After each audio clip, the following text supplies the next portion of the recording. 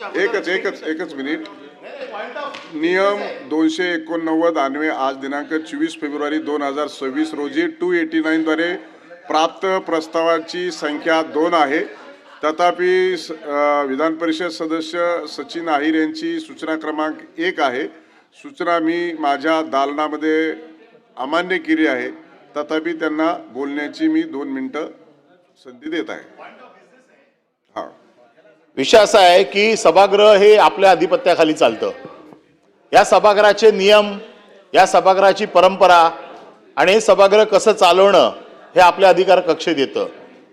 ज्या वेळेला विधानसभेचं अधिवेशन चालतं त्यावेळेला मुख्यमंत्री आणि उपमुख्यमंत्री हे बऱ्याच वेळेला बिझी असतात, त्यांच्याकडे वेगवेगळी जबाबदारी असते आणि ते आपल्या खात्याचा कारभार दुसऱ्यांकडे देतात. सभागृहाला आपसात बोलू नका. सभागृह शांत घ्या. राजहंस मंत्र्यांना समज द्या. प्रसाद लाड आपण शांतता ठेवा. सचिन आहिर आपण जरा शांतता समोर बघा. सभापती महोदय, मंत्री महोदय, की आम्ही वारंवार आपल्याकडे ही मागणी करतो. मंत्री शंभूराजे शांतता ठेवा. आम्ही वारंवार ही आपल्याकडे मागणी करतो की कुठल्या खात्याचे मंत्री, आणि ज्या वेळेला राज्यमंत्री नव्हते त्यावेळेला आम्ही हे मान्य करत होतो की बाबा मुख्यमंत्र्यांचे अधिकार दुसऱ्या मंत्र्यांना दिले, ते उत्तर देत आहेत. परंतु त्या खात्याचा राज्यमंत्री आज आहे आणि राज्यमंत्री असताना देखील मंत्री जर येऊन मुख्यमंत्र्यांचे किंवा उपमुख्यमंत्र्यांचे विषय जर हाताळत असतील तर ते योग्य आहे का? नंबर 1, त्या राज्यमंत्र्यांवरती भरतशेठ गोगावले मंत्री महोदय समज द्या. समज समोर बघा काय म्हणताय. राज्यमंत्र्यांचे अधिकार कमी आहेत का? राज्यमंत्री कॅपेबल नाहीत का? राज्यमंत्री कॅपेबल नाहीत का? मग राज्यमंत्र्यांचा असा अवमान करण्याचा अधिकार हा आपल्या सभागृहात काही शोभत नाही. आम्ही देखील गेले कित्येक वर्ष आमदार आहोत. ज्या वेळेला मंत्री उपलब्ध नसतो त्यावेळेला राज्यमंत्री सभागृहात उत्तर देतो. मग राज्यमंत्री केलेत कशाला? राज्यमंत्र्यांना जर तुम्ही उत्तर देण्यासाठी जरी वरच्या सभागृहात पाठवणार नसाल तर या राज्यमंत्र्यांना काम काय? अगदीच तुमचा कोणावर विश्वास नसेल तर कॅबिनेट दर्जा प्रवीण दरेकरांना दिलाय ना, त्यांना तरी द्या उत्तर द्यायला. त्यांना फक्त का तुम्ही अहवाल मांडायला ठेवला, आभाराचं प्रदर्शन करायला, आणि तुम्ही राज्यमंत्र्यांवरती तुम्ही देत नाही अधिकार. अरे काय चाललंय काय सभागृहामध्ये? आणि आपल्याकडे आम्ही वारंवार ही मागणी करतो की कुठल्या खात्याचं नाही, आम्हाला तुम्ही कुठले उत्तर दिलं आम्ही मान्य करू, कारण आम्हाला तुमच्या कॅपॅसिटीच्या बद्दल आम्हाला पूर्ण माहिती आहे. परंतु हे काय चाललंय? राज्यमंत्र्यांना उत्तर द्यायला देत नाही. राज्यमंत्री सभागृहात असताना दुसऱ्या खात्याचा मंत्री तिसऱ्या खात्याचं उत्तर देतोय आणि नंतर आश्वासन दिल्याच्या नंतर, हा विषय तर मी काढणारच आहे, आश्वासन दिल्याच्या नंतर या आश्वासनांची पूर्तता नाही. आश्वासन समित्यांच्या बैठकीत तो मंत्री उत्तर देऊ शकत नाही कारण तो मंत्रीच नसतो जागेवरती ज्याने आश्वासन दिलं असेल. या टेक्निकॅलिटीचा काहीतरी आम्हाला फडशा तुम्ही पाडावा. याच्या बाबतीमध्ये आपण निर्देश द्यावे की राज्यमंत्र्यांनी उत्तर द्यावं, अन्यथा जो दुसरा मंत्री देईल उत्तर त्या मंत्र्याने त्या उत्तराची जबाबदारी घेतली पाहिजे. नाहीतर नाईलाज असतो त्याच्यावरती हक्कभंग आणला, तो म्हणतो मी त्या खात्याचा मंत्रीच नाही आहे, मी फक्त विधानसभेच्या कामकाजापुरता मंत्री आहे. याच्या बाबतीत आम्हाला आपण मार्गदर्शन करावं, कारण आपल्याकडनंच मार्गदर्शनाची अपेक्षा आम्हाला आहे. दुसरं इकडे आमचा कोण वाली नाही आहे, आपणच एकमेव वाली आहात. आता आपण पण आम्हाला वाऱ्यावर सोडलं तर या सभागृहात कशाला यायचं, हाच एक मोठा प्रश्न आहे. मंत्री महोदय, सभापती महोदय, याच विषयासंदर्भामध्ये मी आपल्याला सकाळी सुद्धा भेटलो होतो. आपण सभापती म्हणून शिस्त आणताय याचं आम्ही स्वागत करतोय. म्हणजे या सभागृहामध्ये आता बोलण्याच्या संदर्भामध्ये तुम्ही हरकत घेता याचं आम्ही स्वागत करतो. पण ज्या वेळेला एका वेळेला तुम्ही आमच्याकडून अपेक्षा करता, सभापती महोदय, अनिल परबांनी सांगितलेली गोष्ट खरी आहे. म्हणजे शंभूराजे देसाईंच्या क्षमतेबद्दल आम्हाला शंका नाही. त्यांना सर्व 10 खात्याचं पण ते उत्तर देऊ शकतात याची आम्हाला खात्री आहे. परंतु प्रथा परंपरा नियमावलीच्या माध्यमातून या सभागृहामध्ये 2-3 वेळा हा विषय निघाला की कॅबिनेट असल्यानंतर राज्यमंत्री. आपण राज्यमंत्री कशासाठी करतोय? राज्यमंत्र्यांनी उत्तर दिली पाहिजे ना. प्रभारी म्हणून अधिकार दिला, ज्यावेळेला राज्यमंत्र्यांना का उत्तर देताना काही अडचण आली तर प्रभारी म्हणून ते उत्तर देऊ शकतात एवढं आम्ही समजू शकतो. आणि माझं म्हणणं असंच आहे की आम्हाला रुलिंग द्यावं. ते रुलिंग आम्हाला अपेक्षित आहे. म्हणजे राज्यमंत्रीवरती येणारच नाही. मग उद्या ही अशी प्रथा पडेल की शंभूराजे देसाई आणि उदय सामंत यांच्याकडे अख्ख्या खात्याची कामं देतील आणि मग राज्यमंत्री गैरहजर राहतील आणि बाकीचे सगळे गैरहजर राहतील. मग अशा या संदर्भामध्ये कायद्याच्या असलेल्या चौकटीमध्ये हे कामकाज होत नाही असा आमचा आक्षेप आहे. त्यानंतर मी मगाशी सकाळी पण आपल्या दालनात मी आणि बंटी पाटील आम्ही भेटलो होतो. जी आश्वासनं दिली जातात त्याला टाइम बाइंडिंग करा. प्रवीण दरेकरांना किती जबाबदारी आहे त्याचा उल्लेख केलेला आहे. प्रवीण दरेकर आश्वासन समिती पण आहे. दरेकरजी तुमच्याकडे आश्वासनाची पूर्तता करण्यासाठी येऊच नाही अशी पद्धत आली पाहिजे ना. सभागृहामध्ये ज्यावेळेला आम्ही एका बिलावर बोलतो, या बिलावर बोलल्यानंतर आम्हाला आश्वासन दिलं जातं आणि आश्वासन दिल्यानंतर तुम्हाला काम राहू नये आणि दुसरं काम मिळावं म्हणून आम्ही विचार करतोय तुमची. तर आश्वासन देण्याच्या भूमिकेत यावं असं मला तुम्हाला दोघांना एक आश्वासनाला ठेवला आणि एक हक्कभंगाला ठेवलाय. तुम्हाला एवढ्या पुरतं ठेवू नये म्हणून आम्ही काळजी घेतोय बाबा. माझी विनंती आहे सभापती महोदय, आपण रुलिंग द्यावं. ज्यावेळेला बिलावर आम्ही उभा राहिलो होतो आम्हाला सांगितलं की महिना 1.5 महिन्याच्या आतच ह्याच्यावर निर्णय घेऊ. आता ती बैठक झाली नाही, कमिटी बोलवली नाही, काय नाही. मग आपण बोललेलो आहोत. आमचं म्हणणं आहे की मग या सभागृहामध्ये चर्चा होतात, आदेश दिला जातो, सूचना दिल्या जातात, मान्य करता मंत्री, त्याचे इम्प्लिमेंटेशन होत नाही. आपणच 2-3 बैठका लावलेल्या आहेत. माझी विनंती आहे की आपण याचा आज आम्हाला कुठल्याही परिस्थितीमध्ये या संदर्भात रुलिंग द्यावं. ते महोदय, सदनाचे ज्येष्ठ सदस्य माजी मंत्री ॲडव्होकेट अनिल परब साहेब आणि सन्माननीय माजी मंत्री सन्माननीय शशिकांत शिंदे साहेब, काही पॉईंट ऑफ प्रोसिजरवरती या ठिकाणी त्यांनी आता वक्तव्य केलं. माझी या निमित्तानं सदनालाही विनंती आहे आणि आपल्यालाही विनंती आहे सदनामार्फत की थोडंसं यापूर्वीची प्रथा परंपरा हे कधी सुरू झालं. 2019 ते 2022 पहिल्यांदा तत्कालीन सरकारमध्ये माननीय मुख्यमंत्र्यांचे आणि त्यावेळी अधिकार अधिवेशनातलं कामकाज करण्यासाठी काही मंत्र्यांच्याकडे विभागून देण्यात आलेले होते. हे आपण तपासू शकता, हे रेकॉर्डवरती आहे. नंबर 1. नंबर 2, माननीय उपमुख्यमंत्री महोदयांनी ज्या 3 विभागांची अतिरिक्त जबाबदारी दिलेली आहे आणि त्या विनंतीपत्रामध्ये आपल्याकडे जे आलेलं आहे ते जर आपण पाहिलं तर राज्यमंत्र्यांशी समन्वय साधून विधिमंडळ कामकाजामध्ये सहभाग घेणं, प्रश्नांची उत्तरं देणं, त्याच्यामध्ये स्पेसिफिक वर्डिंग आहे राज्यमंत्र्यांशी समन्वय साधून. आणि हे करण्यापाठीमागचं माननीय उपमुख्यमंत्री महोदयांचा उद्देश एवढाच आहे की तिन्ही विभाग, नगरविकास विभाग असेल, गृहनिर्माण विभाग असेल, या विभागांमध्ये किंवा MSRDC विभाग असेल, या विभागांचे प्रश्न, लक्षवेधी किंवा इतर काय आयुधांच्या माध्यमातून चर्चा एकाच वेळी दोन्ही सभागृहामध्ये असतात. आणि अशा वेळी जर त्या ठिकाणी दोन्ही ठिकाणी उत्तर देण्याची किंवा मंत्री गैरहजर आहेत म्हणून तो प्रश्न पुढे गेला म्हणूनसाठी केलेली ही व्यवस्था आहे. आणि राहिला प्रश्न, परब साहेब म्हटले की ते आश्वासन पूर्तता करत नाहीत, तर मी आपल्याला जबाबदारीनं सांगेन सभापती महोदय, गृहनिर्माण विभागासंबंधात जेवढी आश्वासनं प्रभारी मंत्री म्हणून मी अधिवेशन काळात दिलेली आहेत आणि परब साहेबांना खात्रीच करायची असेल तर सन्माननीय विधानसभा सदस्य वरुण सरदेसाई साहेबांकडे आपण खात्री करू शकता. अनेक बैठकांना ते स्वतः माझ्याकडे आलेले आहेत. जे आश्वासन दिलं त्याप्रमाणे बैठक घेऊन त्या आश्वासनाची पूर्तता करण्याचा प्रामाणिक प्रयत्न केलेला आहे. असं नाही की सगळ्या आश्वासनांची पूर्तता झाली, 10 पैकी किमान 8 आश्वासनांची पूर्तता झालेली आहे. 1-2 राहिली असतील ती सुद्धा मुदतीत आम्ही पूर्ण करू. कुठेही या सभागृहाचा अवमान करणं, या सदनाचा अवमान करणं, या विधिमंडळाचा अवमान करणं किंवा त्यांना दुय्यम स्थान देणं असा कुठलाही उद्देश या पाठीमागे नाही.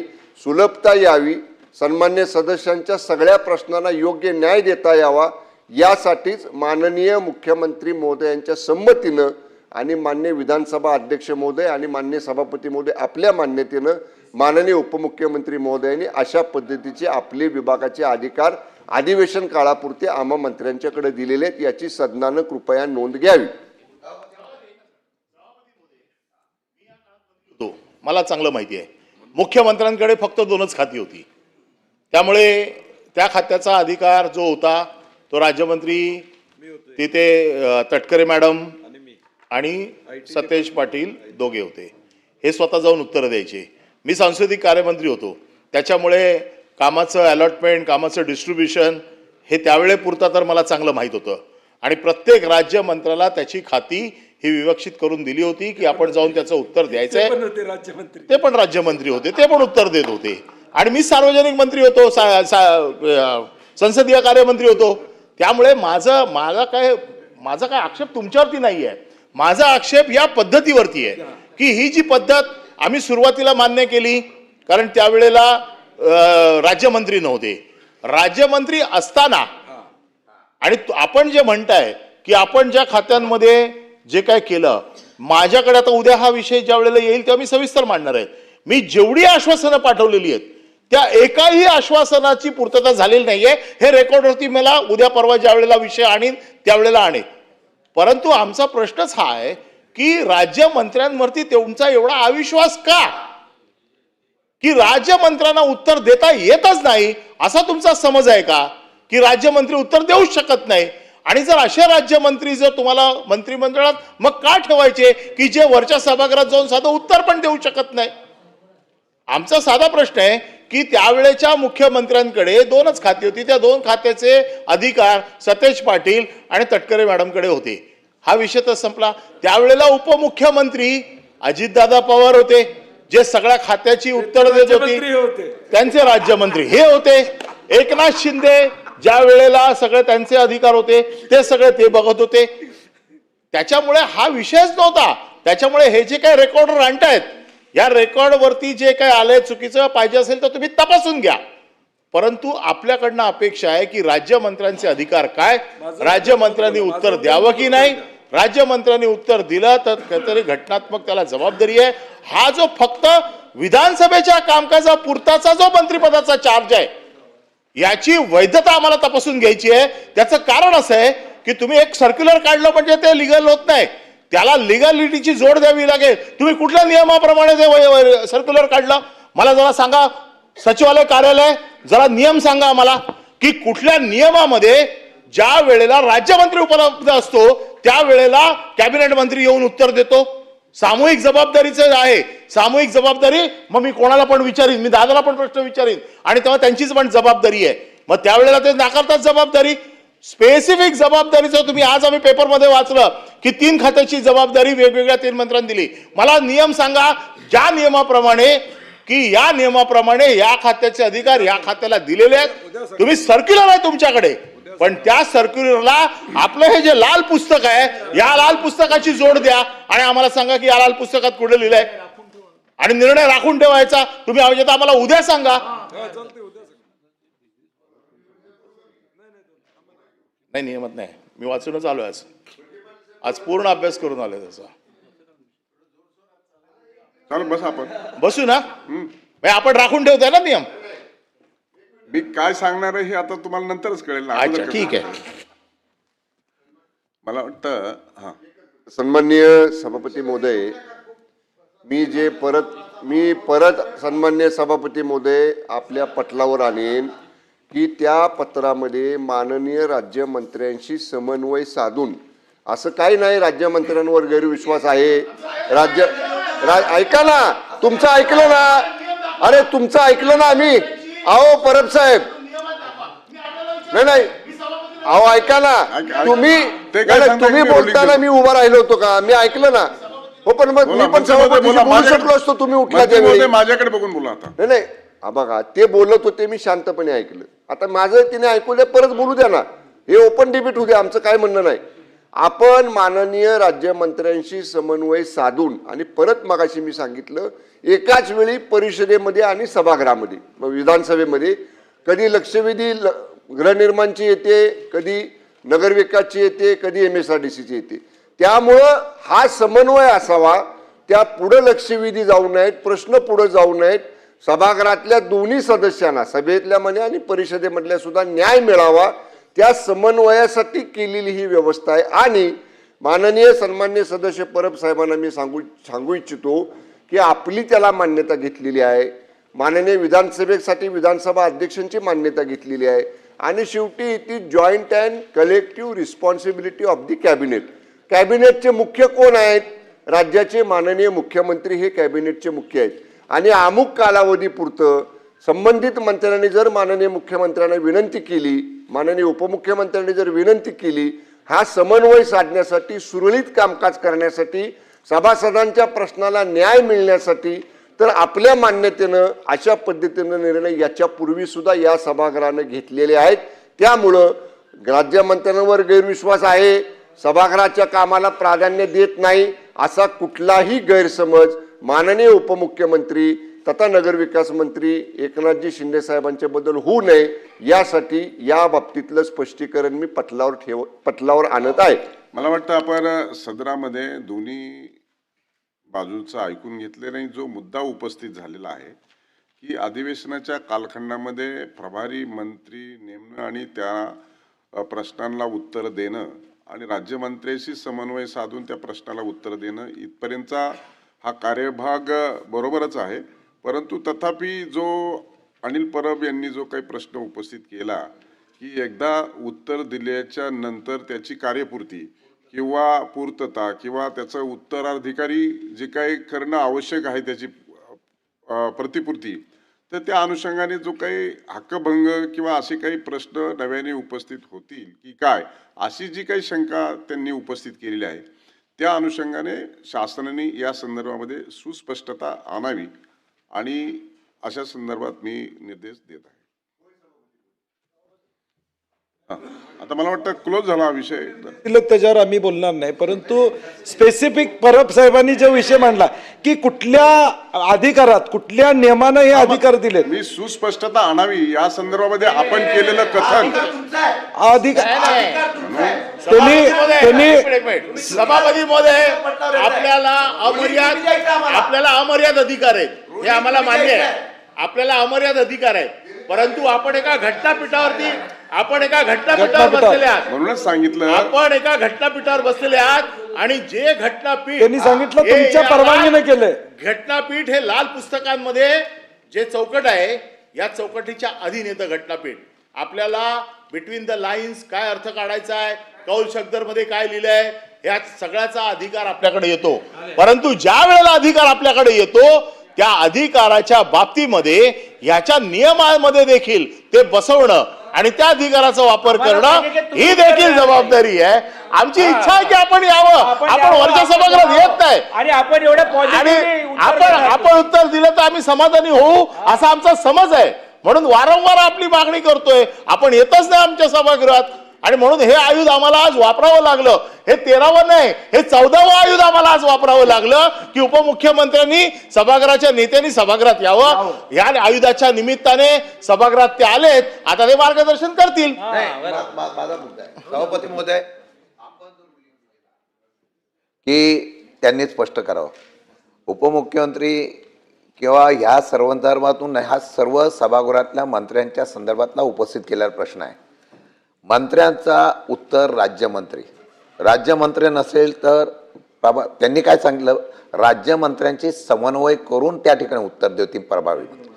मग राज्यमंत्री इथं असेल, त्यांनी उत्तर देताना त्यांना अडचण झाली तर प्रभारी मंत्री उत्तर देऊ शकतो, मी समजू शकतो. आपण काय म्हणाला की मंत्र्यांनी त्या संदर्भातून स्पष्टीकरण करावं. आमचं म्हणणं आहे रुलिंग तुम्ही द्यायचं आहे शासनाने, ठीक आहे, शासनाने. आमचं म्हणणं आहे हा अधिकार तुमचा आहे, हा शासनाचा नाही. आपण सभागृहामधलं सर्वश्रेष्ठ म्हणून आपलं आहे, तुम्ही अधिकारून तो आम्हाला रुलिंग द्या की राज्यमंत्री तरी इथं उपस्थित पाहिजे आणि मंत्री तरी उपस्थित पाहिजेत. मंत्री उपस्थित नसतील तर राज्यमंत्र्यांनी इथं कंपल्सरी उपस्थित राहिलंच पाहिजे, हा नियम आहे.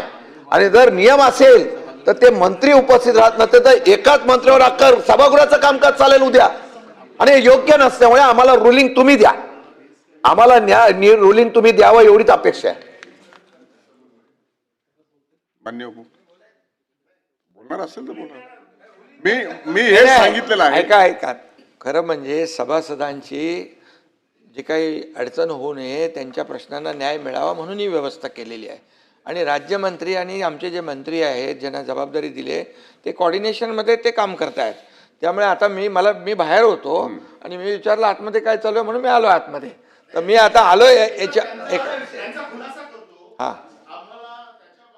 देखील ऑब्जेक्शन असायचं काय कारण नव्हतं, कारण आपण राज्यमंत्र्यांना अधिकार दिले होते, आणि दुसऱ्या एका- मंत्र्यांना. एका- परंतु गेल्या एक मिनिट खाली पण जेव्हा विषय येतात आणि वरती पण येतात आणि त्यामुळे मग ते सगळं सरकच होते.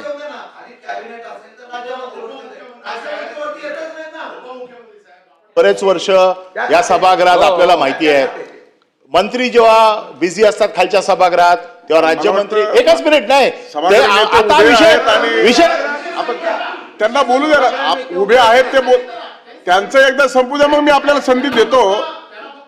सभागृह नेते आणि उपमुख्यमंत्री उभे आहेत. बोलू आपण द्या बोलू द्या. 2 मिनिटं बोलू द्या. विषय एकच आहे. का विषय आला हा की उपमुख्यमंत्र्यांनी आपले अधिकार माननीय मंत्री उदय सामंतना दिले, माननीय मंत्री शंभूराजेंना दिले, दादा भुसेंना दिले. आमचं काही ऑब्जेक्शन नाही, ते जे कॅपेबल आहेत त्यांनी करावं.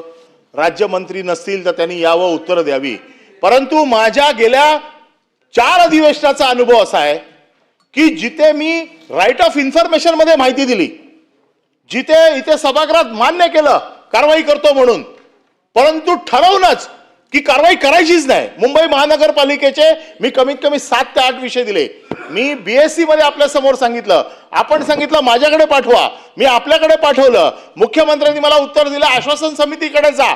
आश्वासन समितीकडे गेलो, आश्वासन समितीने माझ्याकडे लेखी लिहून दिलंय, अद्याप कुठलीही कारवाई झालेली नाही.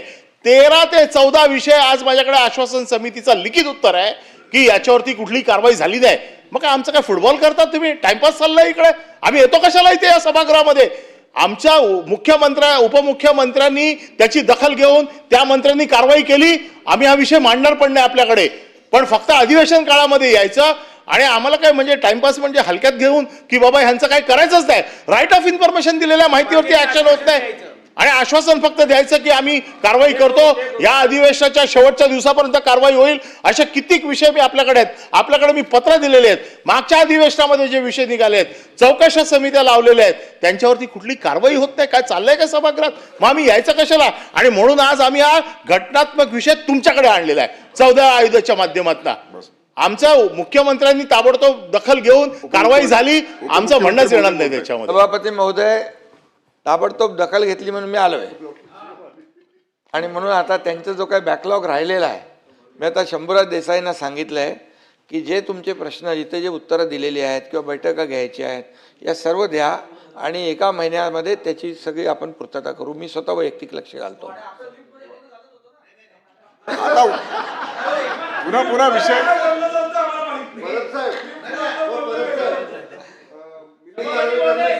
आणि एकच आहे याच्यामध्ये ओ शशिकांतजी, गैरसमज कोणाचा नसावा, कारण शेवटी या सभागृहामध्ये विधानसभा आणि विधान परिषदेमध्ये अधिवेशनामध्येच प्रश्नाला उत्तरं मिळतात, न्याय मिळतो. त्यामुळे आणि सभापती सदस्यांची गैरसोय होऊ नये, त्यांच्या प्रश्नाला न्याय मिळावा म्हणून ही तात्पुरती व्यवस्था केलेली आहे. त्यामधून जे काही राहून गेलेलं आहे ते सगळं आपण 1 महिन्याच्या आतमध्ये ते हे करू. संबंधित मंत्र्यालाही मी सांगतो, तुमचेही काही त्यात जे प्रलंबित विषय आहेत ते फ्रेश एकदा देऊन टाका, म्हणजे त्याचा आपण मार्ग काढून टाकू, काही प्रॉब्लेम नाही. मला वाटतं आता पुढे जाऊया आपण. हा बोला. सभापती महोदय धन्यवाद.